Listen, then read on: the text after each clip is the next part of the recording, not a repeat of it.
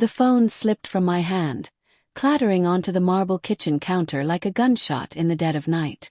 My sister's voice echoed in my mind, tinny and detached from the voicemail. "Hey Alex, look. About the engagement party. We've decided it's best if you don't come. It's just complicated with Mark's family.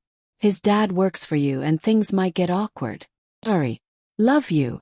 Sorry. Love you."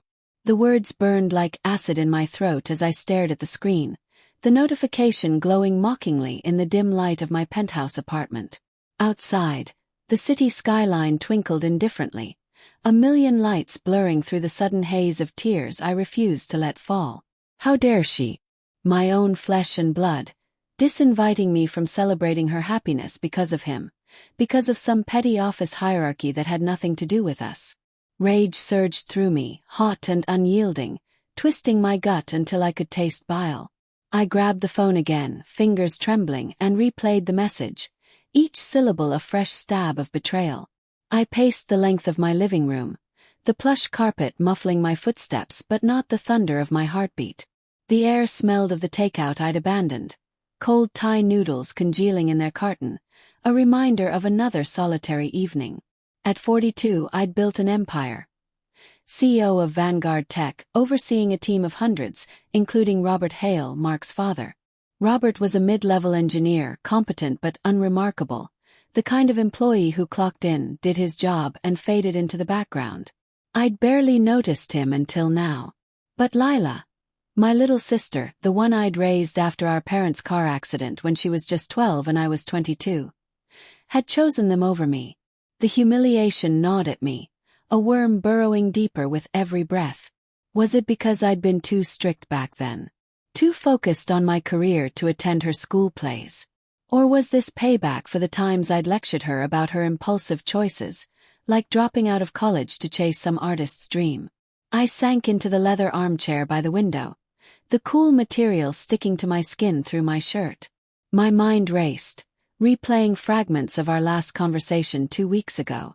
We'd met for coffee at that trendy cafe downtown, the one with exposed brick walls and the hum of espresso machines. Lila had been radiant, her engagement ring catching the light as she waved her hands animatedly. "Mark's perfect, Alex. He's kind, stable, everything I need." I'd smiled, genuinely happy for her, even as a flicker of envy stirred. My own relationships had always crumbled under the weight of my ambition. But then she'd mentioned Mark's family. "His dad's at your company. Small world, huh?" I'd laughed it off, but now it clicked. Robert must have poisoned her against me. Maybe he'd griped about long hours or a denied promotion, and Lila, ever the empath, had taken his side. The thought ignited a spark of resentment that quickly flared into obsession. I poured myself a scotch, the amber liquid swirling in the crystal glass, its sharp scent cutting through the fog in my head.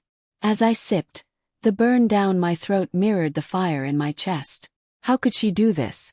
After everything, paying for her tuition, her rent, even her therapy sessions when the grief hit hard. Heartbreak clawed at me, raw and unrelenting, mingling with a cold resolve that scared me even as it thrilled. I wouldn't let this slide. No, I'd make her feel the sting of exclusion, the way she'd made me feel invisible, unwanted. That night sleep evaded me. I lay in my king-sized bed, the silk sheets tangling around my legs like restraints.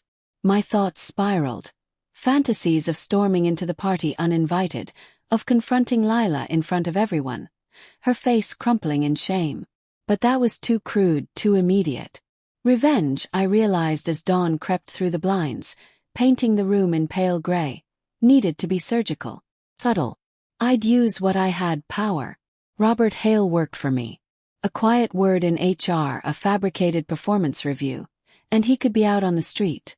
Mark's family would crumble under the financial strain, and Lila, she'd see the consequences of her choice. Doubt crept in, a whisper in the back of my mind.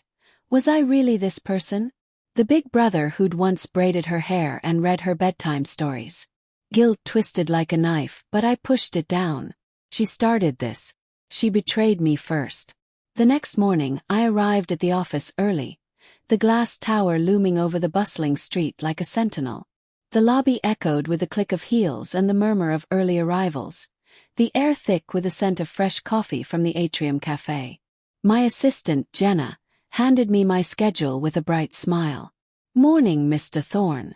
Board meeting at 10. I nodded absently, my eyes scanning the employee directory on my phone. Robert Hale, extension 347. I could call him up right now, feign concern about a project, plant the seeds of unease. But no, slow burn. I needed information first.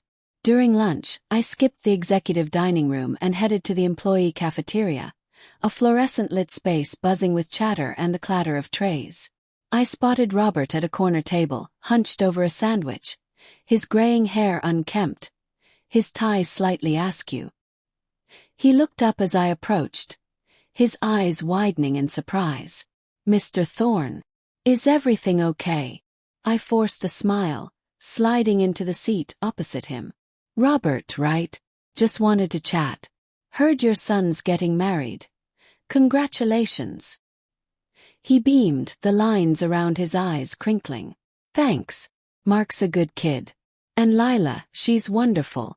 We're all excited." The name hit like a punch. "Lila's my sister," I said evenly, watching his reaction. His face paled, sandwich forgotten. "Oh, I didn't realize. Small world." He chuckled nervously, but his eyes darted away. "She's mentioned you. Said you're a big shot here. Did she?" My voice was calm, but inside fury simmered. What had she said? That I was distant, controlling. Well, family can be complicated. Tell me about the engagement party. Sounds fun. He shifted uncomfortably, the plastic chair creaking under him. "Yeah, it's this weekend. Our house. Nothing fancy." He paused, then added hesitantly, "Lila's handling the guest list. Said something about keeping it intimate." Intimate. The word stung. I leaned forward, lowering my voice. Must be tough, planning all this on an engineer's salary. Weddings aren't cheap. Robert's smile faltered. "We're managing. Mark's got a good job in sales, and I've been putting in overtime." Overtime I'd approved without a second thought. Now it felt like ammunition. "Good to hear. Keep up the great work, Robert." I stood, leaving him with a nod, my mind already plotting. Back in my office, the panoramic view of the city stretched out like a chessboard. I pulled up his file. Solid reviews, but nothing exceptional. A few minor infractions. Late reports, nothing fireable. Could change that. Fabricate a complaint. Reroute a project to set him up for failure. The moral conflict gnawed at me. Robert seemed decent, caught in the crossfire. But he was complicit, wasn't he? Hosting the party that excluded me. That evening I called Lila. The phone rang 4 times before she picked up, her voice tentative. "Alex. Hey. Why?" I demanded, no preamble. The word hung heavy in the silence. She sighed, the sound crackling over the line. "It's not about you. Mark's dad. He feels awkward around you. You're his boss, and he doesn't want work drama spilling into family stuff. So you choose them over me." My voice cracked, betrayal flooding out. "After everything I've done for you. Done for me." Her tone sharpened. "You mean controlling me?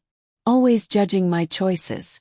Mark's family treats me like an equal, not a charity case." The accusation hit hard, stirring guilt I'd buried deep. Had I been overbearing? But no, this was deflection. "Fine. Enjoy your party." I hung up, heart pounding. Obsession took root, visions of her regret fueling me. I'd make Robert's life hell, subtly, until the pressure cracked their perfect little world. Over the next days, I implemented my plan with chilling precision. In meetings, I assigned Robert impossible deadlines, watching him sweat through progress reports. "We need this prototype by Friday," I'd say casually, knowing it required weekends. His emails grew frantic, pleading for extensions I denied with feigned sympathy. At home, I'd stare at the family photo on my mantel.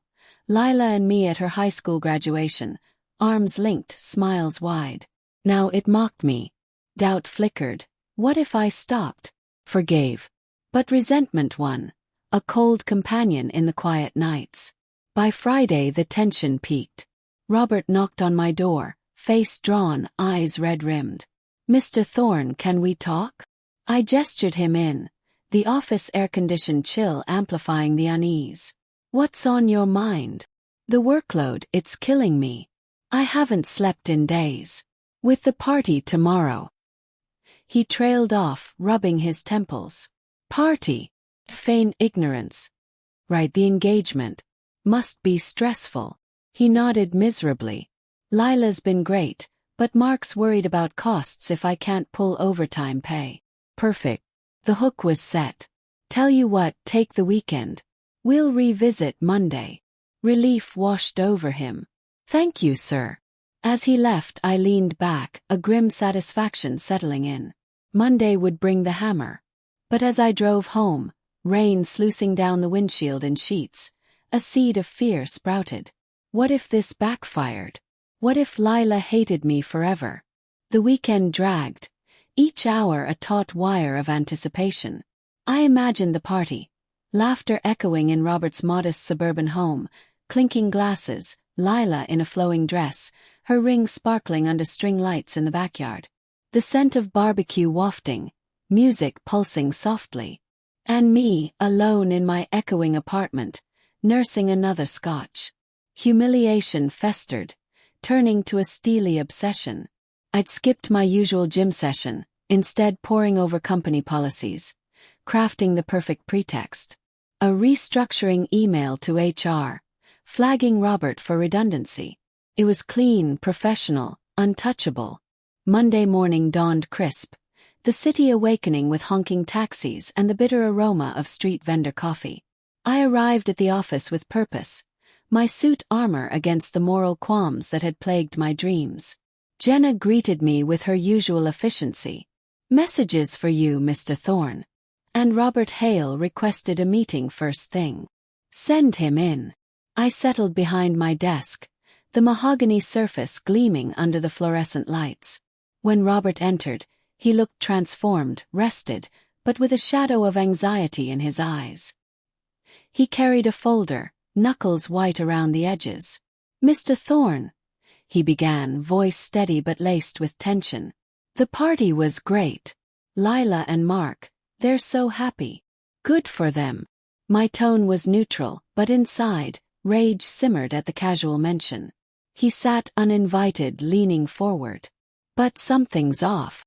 These deadlines, the scrutiny, it's not like before. Is there a problem with my work?" Direct. I hadn't expected that. I steepled my fingers, meeting his gaze. "Performance ebbs and flows, Robert. We're in a competitive market." He opened the folder, sliding papers across the desk. "I've pulled my metrics. On target for years. So why now?" The challenge ignited my anger. "Why now?" "Maybe because my own sister saw fit to exclude me from her life because of you." His eyes widened, realization dawning. Lila said. "She didn't want drama. I told her it was fine, but she insisted." "Liar." The word escaped before I could stop it, venom dripping. "You poisoned her against me." "No." He stood, chair scraping harshly. "I respect you. But Lila, she's shared stories. How you controlled her after your parents died. Made her feel small." The truth in his words pierced me, guilt crashing like waves. Had I? In my grief I'd become parent, provider, protector, perhaps too much. But betrayal overshadowed it. "Get out. And consider this your notice. Restructuring starts today." His face crumpled, anger flashing. "You can't do this. It's personal. Watch me." As he stormed out, slamming the door, a thrill of power coursed through me, tainted by fear. What had I unleashed? The day blurred into calls and meetings, but my mind wandered to Lila. Would she call? Scream? By afternoon my phone buzzed, her name on the screen. I answered, heart racing. Alex. What the hell? Robert just called Mark in tears. You're firing him.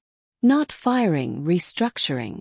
My voice was cold, but inside conflict raged. Because of the party. That's petty. Vindictive. You started it, I shot back. Disinviting your own brother. Silence stretched. Then her voice softened, breaking. I was scared. Mark's family is normal. Picnics, holidays without tension. With you. It's always about achievement. I thought keeping you away would protect that. Her words gutted me, resentment cracking under heartbreak. I did everything for you. I know. A sob escaped her. But you suffocated me. Please don't do this. Robert's innocent. Guilt flooded in, cold and unrelenting. Was this revenge or self-destruction? I hung up, staring at the city below, a moral abyss yawning. That evening, as thunder rumbled outside, matching the storm in my chest, I paced my apartment. Obsession gave way to doubt. Fantasies of reconciliation battling urges to double down. A knock at the door startled me. Through the peephole, Mark, rain-soaked, fists clenched. I opened it, tension crackling like lightning. What do you want? To talk. He stepped in without invitation, dripping on the hardwood. Lila's devastated. Robert's talking lawsuit. Wrongful termination. Let him. But fear gripped me. A lawsuit could expose everything, tarnish my reputation. Mark's eyes narrowed. Why? Because she hurt your ego. She's your sister, man. The accusation stung, layers peeling back. She chose you over me. No. His voice was firm. She loves you. But she's afraid of you. The control, the expectations. I sank onto the couch, head in hands. The room spun with sensory overload. The patter of rain, the faint metallic tang of ozone, the weight of his words. Moral conflict peaked.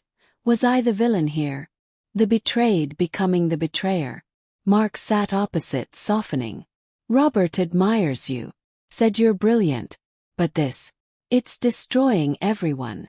A plan formed, not of revenge, but redemption. Call off the lawsuit. I'll reinstate him, with a promotion. Mark blinked. Why the change? Because. My voice cracked. I don't want to lose her. He nodded, standing. Talk to her. Fix this. After he left, I called Lila. I'm sorry, I whispered when she answered. Sorry. Tears in her voice. You almost ruined everything. I know. But I was hurt. Blinded. Honesty poured out, raw and unfiltered. We talked for hours, unraveling years of resentment. She admitted her fears. I confessed my overprotectiveness. By dawn, a fragile peace settled. Weeks later at the wedding, I walked her down the aisle, her hand trembling in mine. Robert nodded from the front row, our eyes meeting in mutual understanding. But as vows were exchanged, a twist unfurled. Mark leaned in during the reception, whispering, "Thanks for the promotion push. Dad needed it." Medical bills piling up. Lila had known. Orchestrated. Her smile across the room was knowing, a subtle revenge of her own, manipulating my guilt for their gain. Poetic justice, leaving me humbled. The cycle of betrayal closed in unexpected harmony. Or was it? As I raised my glass in a toast, a lingering chill whispered, "Family ties bind, but they can strangle too."